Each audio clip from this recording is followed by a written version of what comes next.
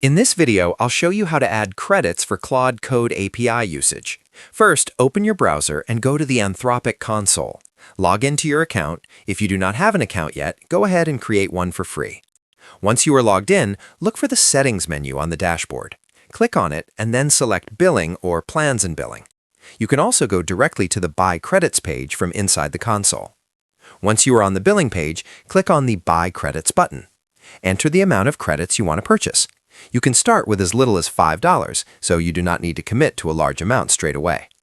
If you have not already added a payment method, enter your payment details now. Once everything is filled in, complete the transaction. Your credits will be added to your account balance immediately after the purchase is confirmed. You can then use these credits when running Claude Code with your API key.